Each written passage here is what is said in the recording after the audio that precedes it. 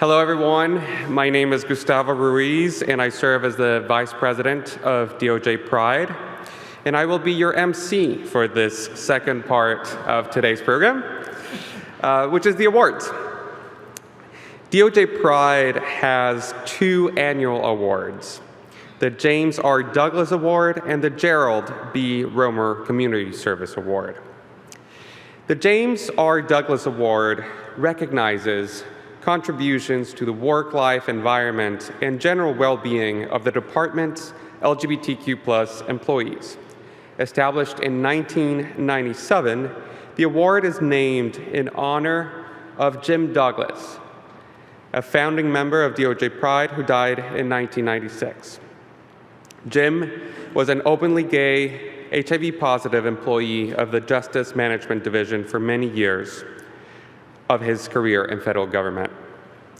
Previous recipients include Attorney General Janet Reno, the Honorable Judith Levy of the Eastern District of Michigan, John Elias with the Antitrust Division, and David Cotton-Zinn, who's right here with us. This year's recipient is Marshal Allen Sherry with the FBI's CJIS Division. Dr. Sherry will be introduced by a previous award recipient, the very same David Cotton-Zinn of the FBI. And I will not spoil it for you, but very soon you'll see why he is receiving the Douglas Award this year. So without further ado, please welcome previous Douglas Award recipient, David Cotton-Zinn.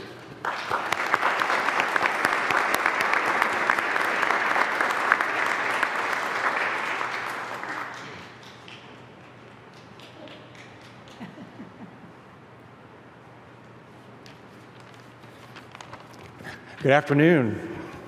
Happy Pride. So I am honored to be here today to speak on behalf of the DOJ Pride's James R. Douglas Award. I think you will see that the winner of this award, who also serves as one of my colleagues at the FBI, does a lot, wears a lot of hats, and I can't think of anyone who would be a more appropriate winner. So let me tell you just a little bit about Marshal Sherry. Mr. Sherry joined the FBI on October 30th, 2016, so not very long ago. Keep that in mind. Almost immediately, he began engaging in activities and efforts to improve and enrich the work-life environment of the DOJ's LGBTQ+ employees and beyond. Standing on the shoulders of those who came before him, Mr. Sherry, a passionate, young go-getter, grabbed the torch and hasn't stopped running since. Mr. Sherry was selected and continues to serve collaterally as the FBI CJIS Division's LGBTQ+ Special Emphasis Program Coordinator. In that role, he leads a team of folks who deliver yearly programs that raise awareness and educate the CJIS workforce on relevant matters and issues important to the LGBTQ+ community. Most notably, he organized and hosted Judy and Dennis Shepard to speak at the CJIS campus for Pride Month in 2023, and as well as ATF Special Agent Dylan Phillips for this year, 2024. As one component of the overall FBI CJIS Division's Diversity and Inclusion Program, Mr. Sherry also engages in planning and hosting spring and winter diversity and inclusion socials to encourage employees to get involved in one or more of the 9 special emphasis programs. Through his work and efforts, such as speaking at all hands meetings, conferences, and so forth, the new employee onboarding programs, etc., CJIS participation in the SEPs has increased by over 300 members. Again, 2016, he started this. Mr. Sherry started the Tapestry, or CJIS Tapestry, which is the first newsletter of its kind in the division, highlighting all things diversity and inclusion. He continues to serve as the editor-in-chief of the communication, coordinating 6 staff writers who produce the newsletter each month. His work in the FBI CJIS division has garnered him the division's highest recognition in the form of an Assistant Director's Award. At the FBI level, Mr. Sherry has served as a member of FBI Pride, the FBI's LGBTQ+ employee resource group, and the more formal FBI's Bureau Equality, Diversity Advisory Committee, whose role it is to educate and raise awareness FBI-wide. His work at the CJIS Division and FBI level garnered him a Gold Award from the Pittsburgh Federal Executive Board. Mr. Sherry has also been a driving force outside the walls of the DOJ FBI. He sponsored 2 young LGBTQ+ youth as a volunteer-worthy mentoring peer counselor and served as a summer camp counselor for the Appalachian Queer Youth Summit. He also continues to support the Fairmont, West Virginia chapter of Parents, Families, and Friends of Lesbian and Gays, or PFLAG, as their treasurer. Through PFLAG, he carries the responsibility for hosting the annual Fairmont Pride event in rural West Virginia, where in 2023, attendance rose to more than 500 people. Not only does he host, but he also coordinates the entire event, including food, music, entertainment, and the inclusion of small business in the community. And if that's not enough, Mr. Sherry was also involved in starting the first trans clothing closet in Fairmont, West Virginia, and volunteers at local organizations such as the Rainbow House. Mr. Sherry exemplifies selflessness, volunteerism, and personal and professional drive and courage inside and outside the DOJ, FBI, CJIS division. I am super proud and honored to introduce Marshal Allen Sherry.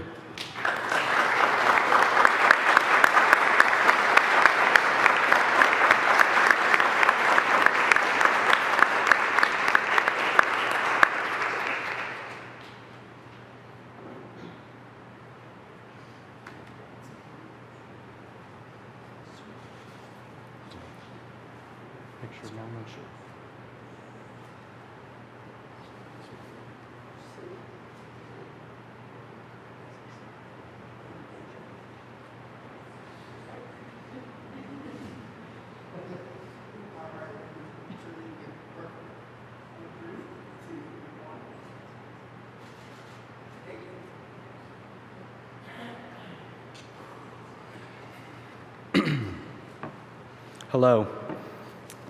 Apologies in advance, I might cry. I'm so honored to be here in the nation's capital as the 2024 recipient for the James R. Douglas Award.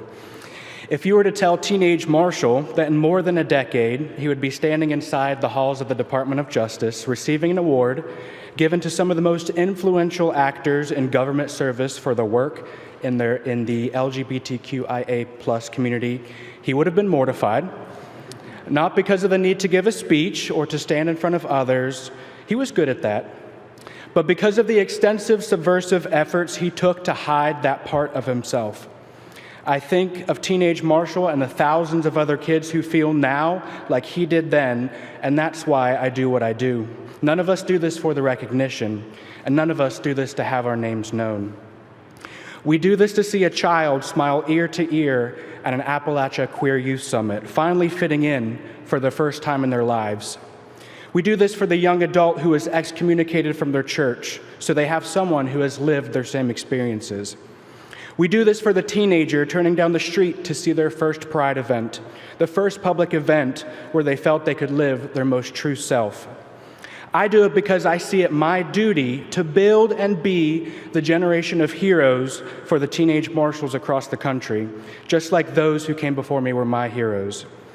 I'd like to thank my heroes in the FBI and the Department of Justice, those who taught me authenticity and gave me courage to get here, mentors like David Cotton-Zinn and Philip David Morgan. I'd like to thank my supportive partner, Jacob, who challenges me to challenge myself. It's not easy, I'm a Taurus. And my loving friends like Alana, who's here with me today, and family members who show up to celebrate every step of my personal and professional life. Lastly, I thank those who came before me that gave me the shoulders to stand on and I thank those who come after me who renew my passion each day to keep up this fight. I was born and raised in the small town of Farmington, West Virginia, population 408. The only thing that's notable about that place is the spotlighted United States Senator who was born there. The seat of my county is Fairmont, West Virginia. At my hands and with the help of PFLAG Fairmont, our city saw its first public pride event last year. I put in a lot of sweat, a lot of tears, a lot of complaints, leading this effort in the rural city for it to have its first pride. I told myself weeks leading up to the event I would never do this again. There's too much work involved. And at high noon, the day the event was to kick off, I found myself crying in awe to see the first 10 people walk in. A teenager draped in a pride flag was next to their friend, both filled with glee. 10 more people walked in, a mother with a shirt that read, "I didn't lose a son, I gained a daughter." As the day rolled by, I would see 500 people walk into our small town. As I greeted people, tears rolling down my face, it was solidified that I would be ensuring with everything in me that next year we would reach more. 9 days ago, we held the same event, our second annual Pride. The same exasperations hit me, but they were expounded by the hundreds of Facebook comments on the local media's coverage of the event. Most of the comments spoke about how vile we were, how perverted we were. The worst of them called for others to begin collecting stones, a nodding to a biblical passage. I vowed that I was done as I read through the hatred and bigotry, but the last comment was what solidified for me that my work and my effort was far from over. We had 700 people at last week's event, and you can expect 1,000 people next year at Fairmont Pride 2025. With this story in mind and in preparation for today, I tried to think about where I draw my strength from. A few years ago, as Dave mentioned, I worked to bring the parents of Matthew Shepard, Judy and Dennis Shepard, to our FBI facility, which stands about 25 miles south of my hometown. The night before their presentation, a group of us took them out to dinner. I sat across from Dennis as we shared notes on where our favorite beers were from, and we sipped the local craft. He and Judy reminded me of a normal couple that I'd meet out and about in my adventures.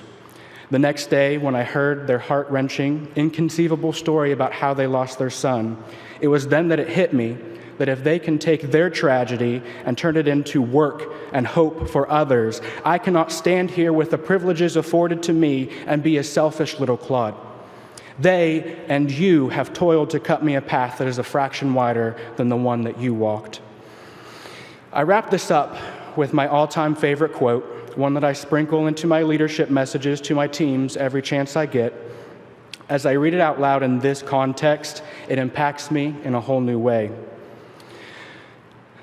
This is my true joy in life, the being used for a purpose recognized by yourself as a mighty one, the being a force of nature instead of a feverish, selfish little clod of ailments and grievances complaining that the world will not devote itself to making you happy. I am of the opinion that my life belongs to the whole community, and as long as I live, it is my privilege to do for it what I can. I want to be thoroughly used up when I die, for the harder I work, the more I live. I rejoice in life for its own sake, because life is no brief candle for me. It is a sort of splendid torch which I have got a hold of for the moment, and I want to make it burn as brightly as possible before handing it on to future generations. George Bernard Shaw. Thank you to all those who used your candle to light the way for me to be here, and I promise to keep my candle bright enough so that others may use it to light their own path. Thank you for this honor.